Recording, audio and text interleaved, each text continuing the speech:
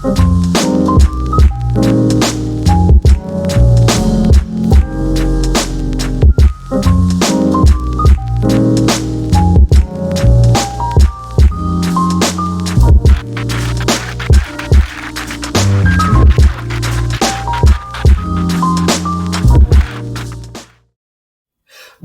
à toutes et à tous, c'est avec un immense plaisir pour moi de vous retrouver pour notre quoi 7e épisode podcast de l'architecture simplement. C'est bien sur cette chaîne que nous abordons tous les mois des sujets autour de l'architecture et des architectes de la manière la plus accessible possible. Le thème d'aujourd'hui va, j'en suis sûre, donner l'envie à plus d'un de prendre le large. Mais avant de poursuivre, je vous invite à liker, eh bien oui, liker la vidéo. Et bien sûr, abonnez-vous à la chaîne afin de ne manquer aucun des prochains numéros. Allez voir également les 6 premières émissions qui vous permettront d'être plus au clair sur l'architecture et les architectes, et aussi sur l'avancement de vos propres projets de construction. Retrouvons-nous sans plus tarder pour notre épisode du jour.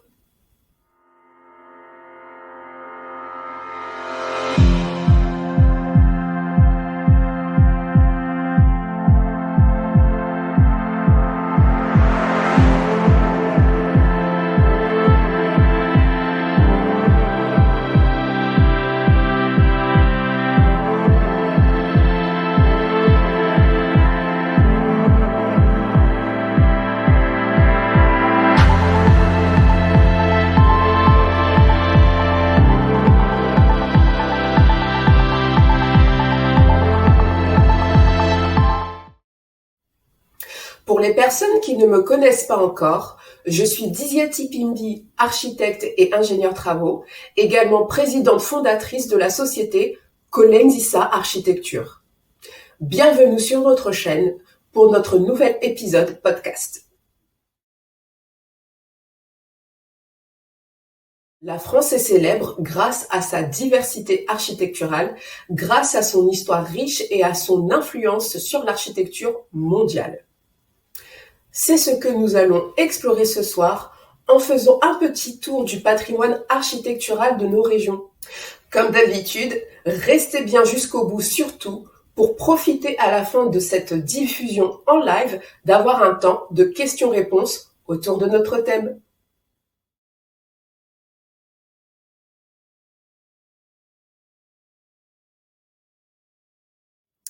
Et voici donc quelques-uns des principaux styles architecturaux que l'on retrouve en France. Tout d'abord, l'architecture romane, qui était prédominante en France entre les XIe et XIIe siècles.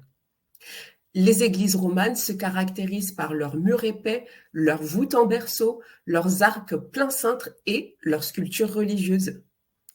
Passons maintenant à l'architecture gothique, dont la France en est le berceau. Ce courant a prospéré entre les XIIe et XIIIe siècles.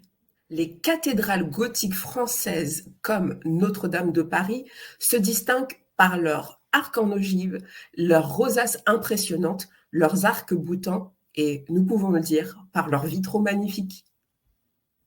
Il y a aussi l'architecture classique qui a été particulièrement influente sous le règne de Louis XIV. Les bâtiments classiques se caractérisent par leur symétrie, leurs colonnes, leurs frontons et leur utilisation de l'ordre corinthien ou dorique. Le château de Versailles est un exemple emblématique de cette période. Nous retrouvons aussi l'architecture baroque. Elle s'est développée entre le XVIIe et le XVIIIe siècle en France. Les bâtiments baroques sont caractérisés par leur opulence, les détails ornementaux exubérants, leurs dômes, leurs fresques et leurs jeux de lumière. Le château de Vaux-le-Vicomte en est une illustration significative dans ce courant architectural. Il y a également l'architecture rococo.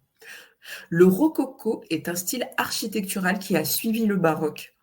Il se caractérise par ses courbes délicates, ses motifs floraux, ses tons pastels et ses décorations légères. Il a influencé l'art de la décoration d'intérieur. Il y a encore l'architecture néoclassique. Ce style est apparu à la fin du XVIIIe siècle et au début du XIXe en réaction au rococo. Il s'inspire de l'Antiquité romaine et grecque avec ses colonnes, des frises, des proportions classiques. L'Arc de Triomphe à Paris en est un exemple. Un autre style que l'on retrouve en France est l'architecture Art Nouveau. Ce style, qui a fleuri à la fin du XIXe siècle et au début du XXe, se caractérise par ses formes organiques, ses motifs floraux et ses matériaux innovants. Les bâtiments Art Nouveau sont souvent ornés de fer forgé, de vitraux et de céramique. Puis on retrouve l'architecture Art déco. L'Art déco, né dans les années 1920, est connu par ses lignes géométriques, ses motifs abstraits, son utilisation de matériaux modernes et ses couleurs vives. Ce style a laissé son empreinte sur de nombreux bâtiments et dans des intérieurs en France. Et enfin, l'architecture contemporaine. La France abrite également une architecture contemporaine diversifiée, avec des exemples tels que le Centre Pompidou à Paris, la Fondation Louis Vuitton ou de nombreux gratte-ciel, notamment dans le quartier de la Défense.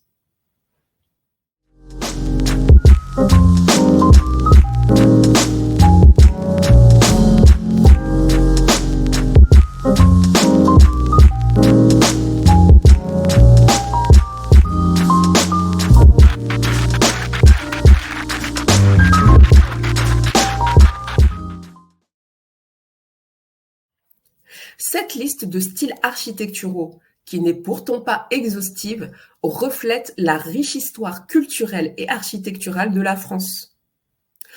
On peut retrouver chacun de ces styles sur tous les territoires, tant dans les édifices religieux que civils, les châteaux, les maisons de ville et les bâtiments publics.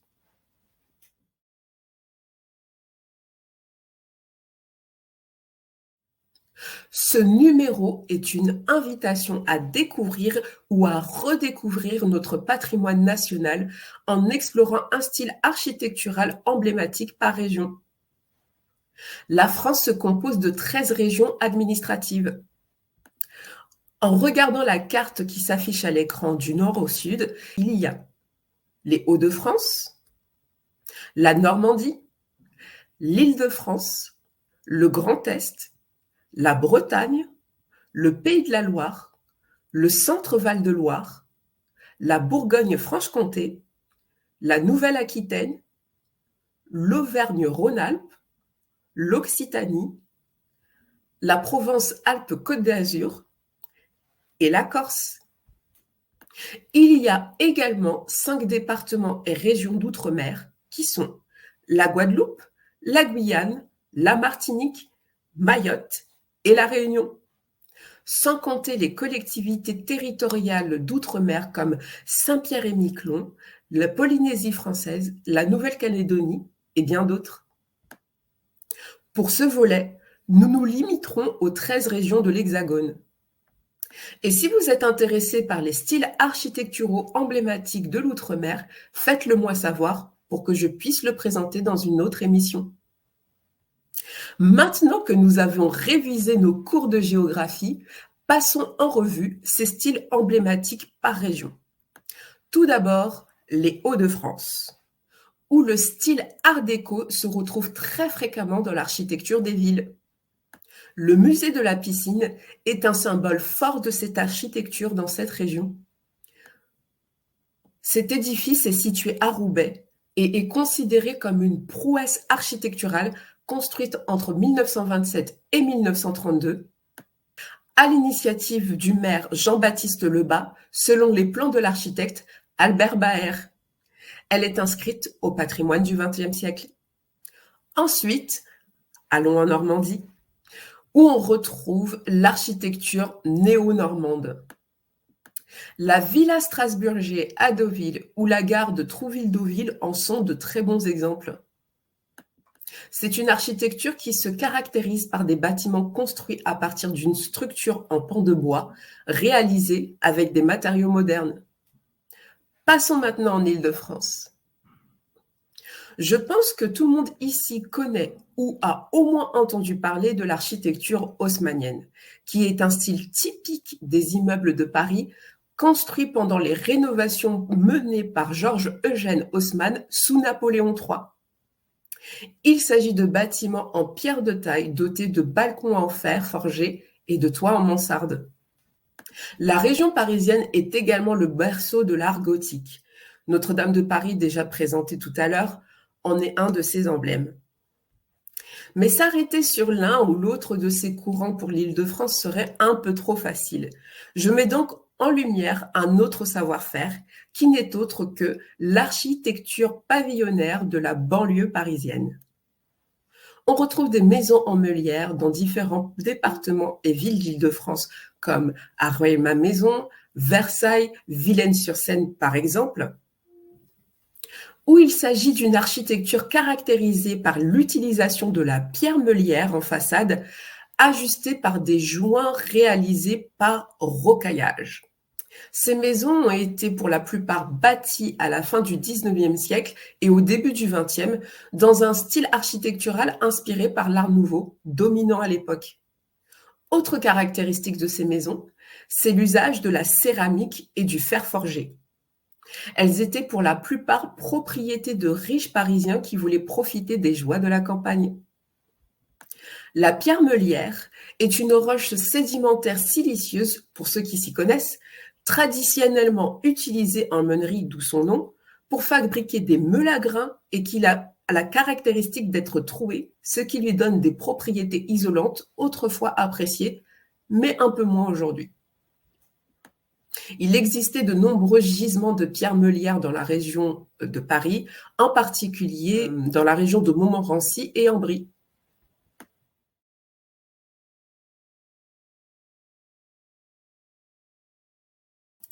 Partons maintenant pour le Grand Est. Nous restons pour le Grand Est dans la même typologie avec la maison Camerzel à Strasbourg, archétype de la maison à colombage du XVIe siècle. Pour les initiés, le principe est de former une charpente murale avec des solives placées verticalement et rigidifiées par des poutres obliques. Ce sont des éléments de structure de l'édifice, pour résumer. L'espace vide entre les poutres est comblé, autrement dit, rempli par différents matériaux comme la pierre, la brique, le torchis, le bois, la terre. Ce qui caractérise une architecture alsacienne traditionnelle et rurale, c'est la fabrication en pierre et semi-enterrée de ces maisons qui abritaient autrefois au rez-de-chaussée la cave et le pressoir. Retour à l'ouest maintenant avec la Bretagne, qui est également connue pour son architecture en pan de bois dans le Pays rennais par exemple, avec le manoir de la Touche à Chavagne. Un autre style notable dans ce secteur, c'est l'architecture classique, comme l'illustre l'hôtel de Blossac dans la ville de Rennes. Classé monument historique en 1947, ce complexe hôtelier a été construit en 2 temps et à 2 époques différentes. La première partie a été construite en 1624, quant à la seconde, elle a été achevée en 1730. Il avait été fait pour l'usage personnel du président en Parlement de Bretagne, Louis de la Bourdonnaye de Blossac. Son architecture classique, sa superficie, la taille de son bâti et son escalier d'honneur en font un palais classique unique en Bretagne. Probablement dessiné par Jacques Gabriel, architecte de Louis XV, sa principale originalité réside dans l'ensemble de ses 2 façades juxtaposées, l'une sur cour et l'autre sur jardin. Cet édifice a connu de nombreux usages. Depuis 1982, il héberge la Direction régionale des affaires culturelles de Bretagne et le service territorial de l'architecture et du patrimoine d'Ille-et-Vilaine, l'hôtel étant un bâtiment public visitable. Descendons maintenant dans le Pays de la Loire. Si ce territoire est connu pour ses édifices romans, l'architecture gothique y demeure bien présente dans le paysage architectural. On y retrouve aussi des centres historiques remarquables. C'est le cas de la cité Platagenêt ou le Vieux-Mans, qui abrite un quartier médiéval préservé entouré d'une imposante muraille gallo-romaine qui propose littéralement un voyage dans le temps. On y retrouve des charmantes ruelles pavées, au détour desquelles vous pouvez découvrir la cathédrale Saint-Julien, des demeures gothiques, des bâtiments à colombage, des restaurants pittoresques. Allons maintenant un peu plus à l'est, dans le centre Val-de-Loire. La région Centre-Val de Loire est la terre choisie des châteaux royaux. À côté des forteresses médiévales puis des domaines royaux, de nombreux châteaux de tuffeau, aussi appelés pierres de lumière, se sont édifiés à l'initiative de grands personnages du royaume de France et de la noblesse de la cour. Impossible du coup de passer à côté du château de Chambord, construit au XVIe siècle dans le plus grand parc forestier clos d'Europe. Il s'agit du plus vaste château de la Loire. Son domaine s'étend à près de 5500 hectares, dont 1000 ouverts au public. Impressionnant.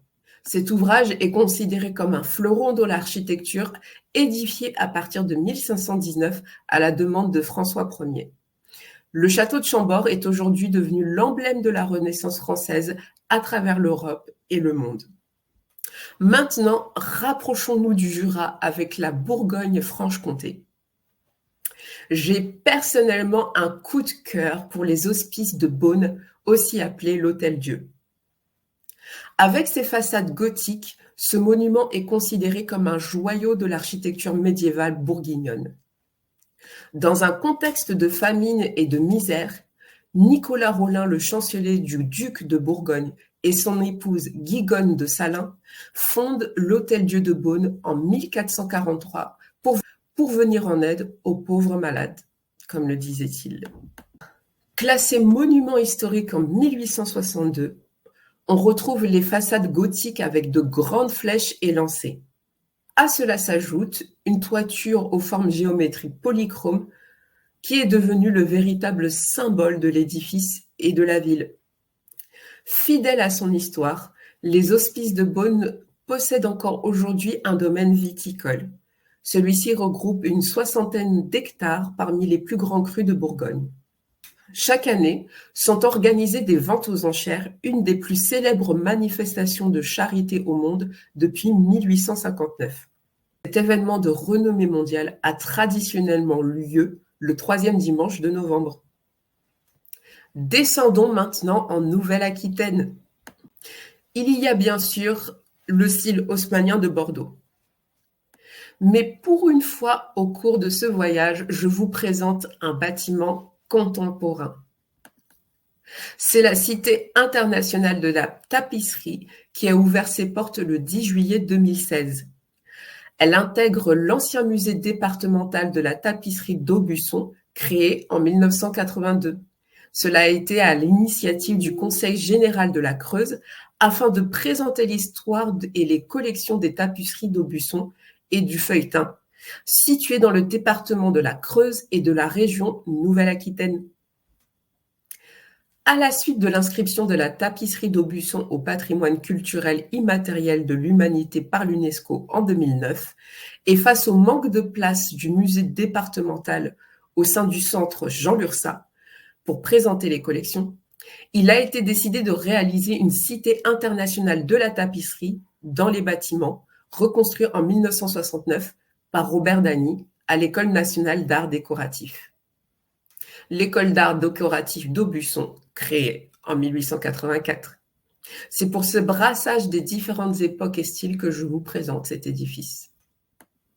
Poursuivons notre expédition vers l'Auvergne-Rhône-Alpes. Comme chacune des régions, plusieurs courants s'y retrouvent. L'art déco, l'art nouveau, le baroque, le néogothique, la Renaissance, le roman. J'ai beaucoup hésité, mais mon choix, pour plus de diversité, s'est arrêté sur le théâtre antique de Vienne dans l'Isère. Il est en très bon état de conservation. Ce théâtre antique de Vienne est un très bon exemple d'amphithéâtre de l'époque romaine. Il a été construit au 1er siècle.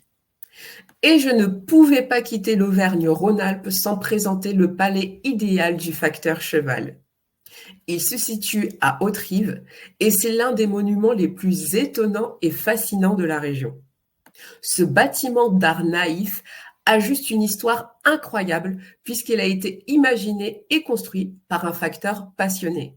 Tout au long de sa carrière, Monsieur Cheval ramassait des cailloux pour créer une œuvre unique en les assemblant. Avec un nombre impressionnant de détails, ce palais invite les visiteurs tout simplement dans le monde des rêves. Je ne l'ai pas encore visité, mais il est clair qu'il fait partie pour moi des voyages à faire.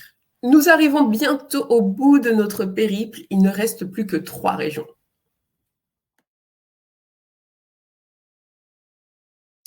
Allons maintenant en Occitanie.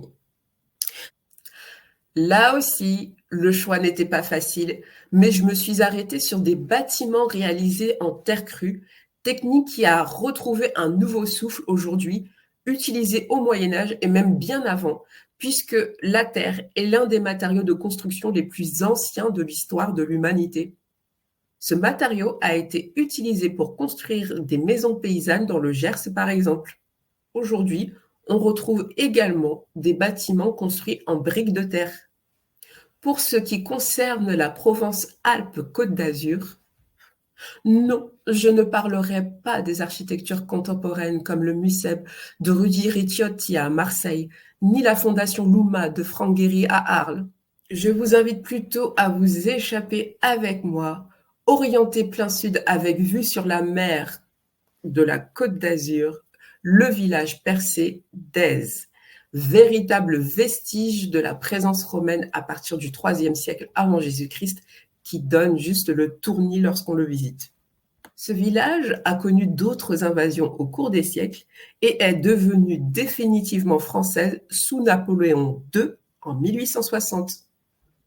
Et enfin, pour terminer notre tour de France des régions de notre hexagone, finissons par la Corse. Je souhaite à travers cet épisode mettre à l'honneur les maisons traditionnelles corses qui sont construites avec divers matériaux que l'on retrouve sur l'île directement. Les maisons du nord de l'île sont construites en pierre de schiste. Au centre, elles sont construites en pierre de granit. Et au sud, vers la ville de Bonifacio, on retrouve des maisons calcaires. L'architecture traditionnelle corse est fortement influencée par une histoire architecturale italienne. On retrouve des parterres de lavande sur les ronds-points alors que l'île n'en a jamais cultivé, par exemple. C'est la nature même du sol corse qui a déterminé les techniques de construction des habitations ainsi que le type de matériaux que l'on peut trouver sur les terrains à bâtir.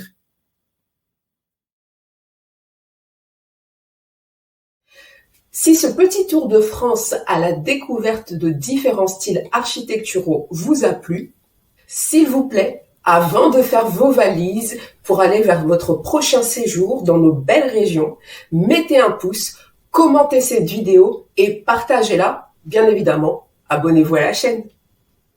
Dites en commentaire de quelle région vous-même vous êtes, si le sujet vous a intéressé, si vous avez appris des nouvelles choses grâce à cette vidéo, eh bien je serais ravie de pouvoir vous lire. Et aussi, si parmi ce thème proposé, s'il y a des sujets dans ce thème proposé qui vous a particulièrement touché et que vous voulez voir développer plus en détail, je suis à votre service. C'est le moment de nous retrouver pour notre temps de questions-réponses. À tout de suite.